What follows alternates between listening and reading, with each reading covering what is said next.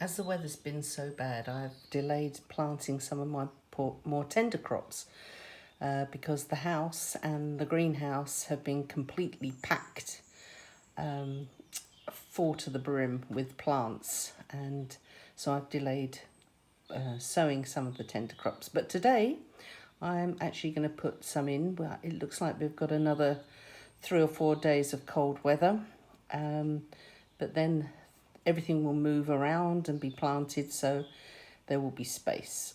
So first of all, these are my dwarf beans, and this is Sinesta, which is a yellow bean. This is purple TP, which I'm not going to sow today because I'm going to sow a different one, which is Velador. This is a nice purple bean, but it's not a very heavy crop, but the plants stand up nicely, easy to pick. Compass, which is my green bean, and this would probably drive a lot of people bananas because it's a very fine green bean, which I absolutely adore. So not everybody might like this type because it's a pain in the back and the backside to pick, but I like it and I think it's worth the work. In the sweet corn section, I'm planting Swift. I've tried a few over the years and I keep coming back to this one. It's our main type of sweet corn. And I do 3 sowings of these. So the first one would be in April, one in May, and then one in June.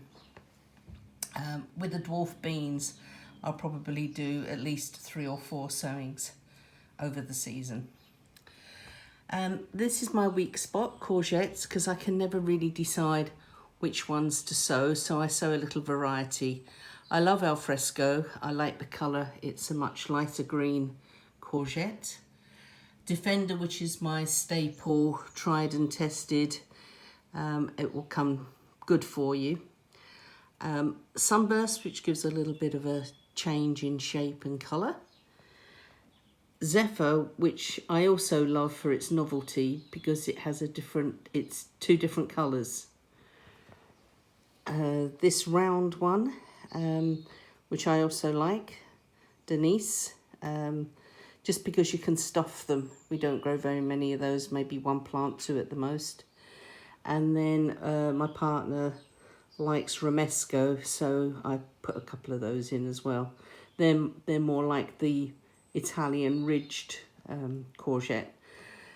So they're all going to be going in today, as will my runner beans, White Lady and St. George. Again, I've been trying all sorts of other ones and keep coming back to these.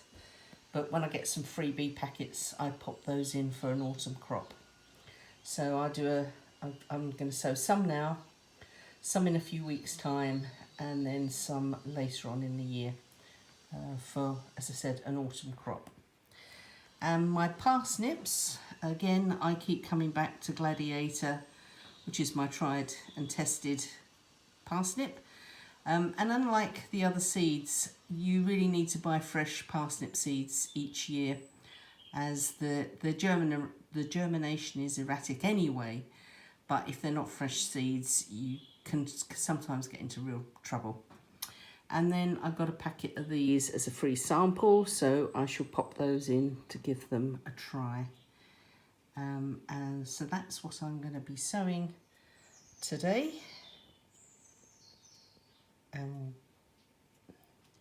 So here are the courgettes all planted, and I've popped them into these small cells like this. 1, 2, 3, 4. So there's 5 cells, 5 rows here, because once they start coming up, I'll then pop them up into pots. It's just a safe space saver. And also some of the seeds will germinate and some of them won't be as good. And it just means that I can just empty them quicker. So that's all the courgettes sown now, and a few backstops and a few to give away. And I've gotten 3 trays of the beans. So this is the purple Veldor in here, and these are in the container-wise hard cells, which are again fantastic. I love those, easy to get out. And over here are the sweet corn, Swift, and these are in these long trays that container-wise do. I usually have the root trainers, which I've still got some of, but they're getting quite old now and breaking. So as they're breaking and no longer usable, I'm investing in these beautiful trays. I've grown sweet corn in these and beans in these for a few years now, and they come out really well. Lovely roots, very little disturbance. A bit expensive, but then there'll be, I think actually the root trainers are pretty expensive too. But these will last and last. I find the hinges on the root trainers go after a few seasons. They're the runner beans, and that's everything done. And I'm going to show you shortly how I plant up the parsnips.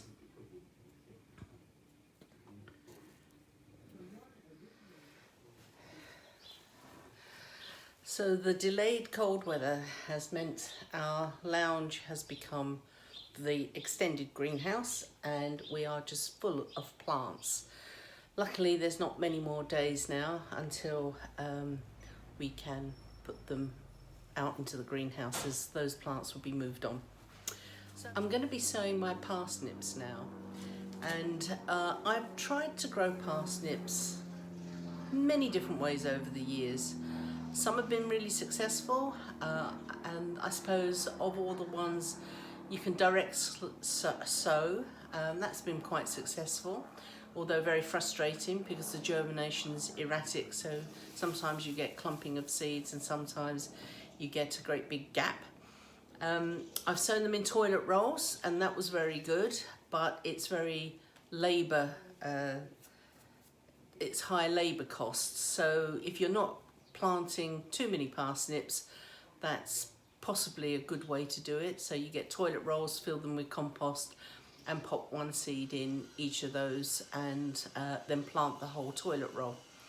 And that's good. But when you're doing 2 long rows of parsnips, I was losing my life by the end of the first row. So a system that I've come up with for the last couple of years that's been good has been getting a plastic bag.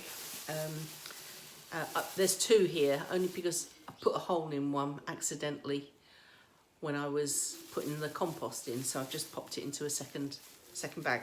So a small bag with some compost in, and then just get a small amount of water and pop into there.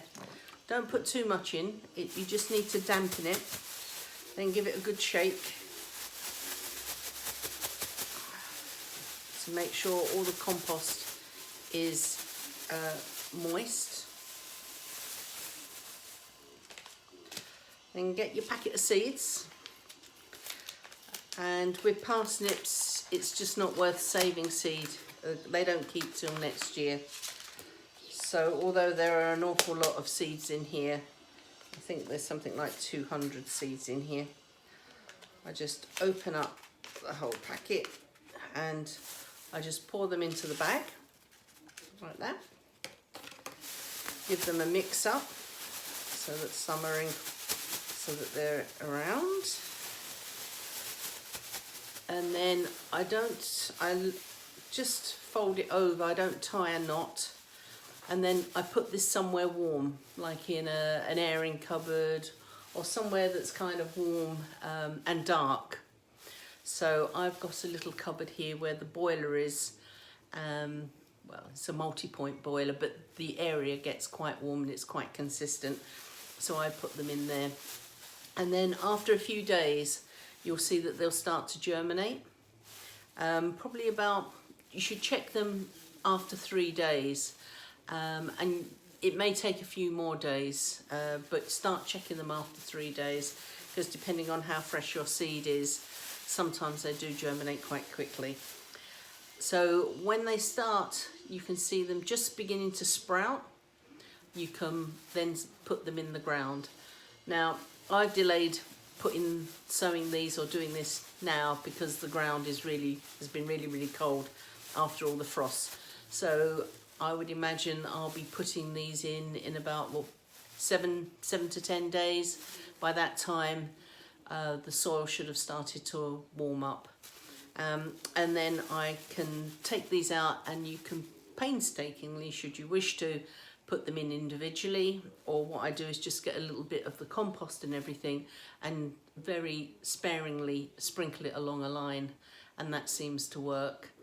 And that's how I do my parsnips.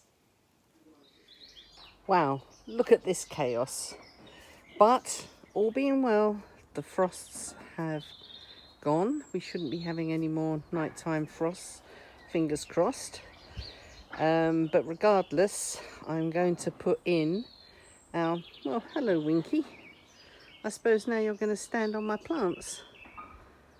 Are you indignant because you can't climb up there?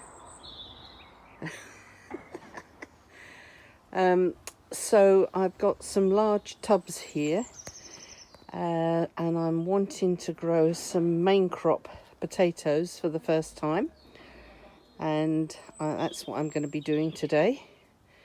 And over here I've got my seed potatoes. I haven't got very many, might not put all of these in, that are well chitted. And we got Maris Piper, and I think these are King Edwards. Yep, and King Edwards. They're well chitted and really need to be going in. So once I get the potatoes in, I can start sorting out this area and getting some of these plants in the allotment. Oh, how wonderful. So I'm going to put 4 into these very large pots. This is Maris Piper. 2 of them I'll bury a bit deeper, and 2 of them I'll have a bit further up, and then top the whole buckets up with compost and put some sticks in, as I did with the first earlies that are up here. And the reason for doing that is so that I can, when the foliage gets really tall and unwieldy, I can tie them up and contain them a bit. So I shall get on with that job now.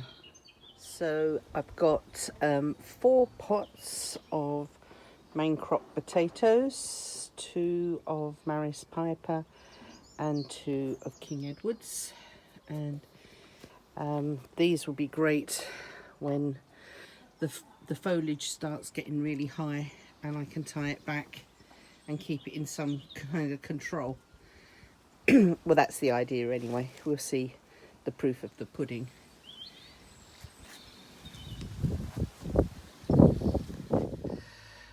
So thank you for joining me today. If you've enjoyed this video, give me a thumbs up. Consider subscribing, it's free. And next to the subscribe button is a little bell. Click on the bell and it will notify you of any future vegetables, any future videos that I do. And I look forward to you joining me again, I hope. Thanks a lot. Bye-bye.